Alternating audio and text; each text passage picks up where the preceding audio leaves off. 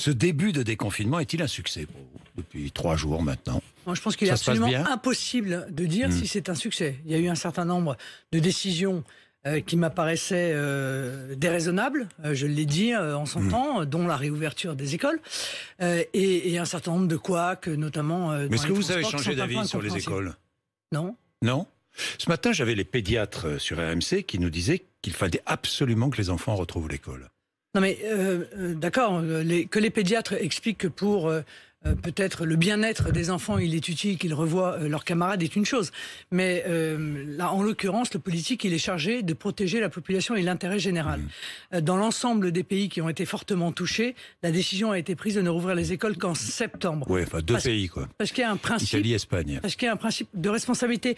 Oui, c'est pas tout à fait vrai, M. Bourdin, parce que le Japon a rouvert les écoles, il les a refermées. Bon, donc voilà, je pense qu'il y a un principe de responsabilité qui nous oblige, nous autres politiques, et que la réouverture des écoles m'apparaît encore une fois être déraisonnable. C'est en tout cas ce que pense aussi la moitié des parents qui refusent d'y remettre leurs enfants.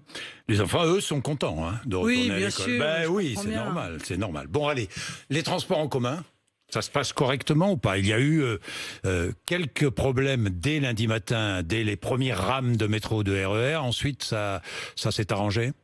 Alors, la question est la suivante. Pourquoi réduire l'offre de transport au moment où nous savons qu'il faut qu'à l'intérieur des transports, il y ait des règles de distanciation qui soient respectées? Or, pour l'instant, moi je pense qu'on aurait dû... Elle a été augmentée, l'offre de transport. Non, mais il faudrait qu'elle soit totale. Pardon, mais je pense qu'elle devrait être totale pour permettre... Plus de monde dans les transports. Mais c'est pas ça, c'est qu'il faut qu'il y ait moins de monde dans les transports qui fonctionnent précisément parce qu'il y en a plus d'offres de transport. Or, ça n'est pas le choix qui a été fait. Là encore, j'ai du mal à comprendre. Mais quel est l'objectif? Quel est l'objectif? De pousser les Français à prendre les transports en commun, ou de pousser les Français à télétravailler, ou de pousser les Français à prendre les transports en commun à certaines heures et pas à d'autres? Monsieur Bourdin, tous ceux qui peuvent télétravailler, télétravailleront.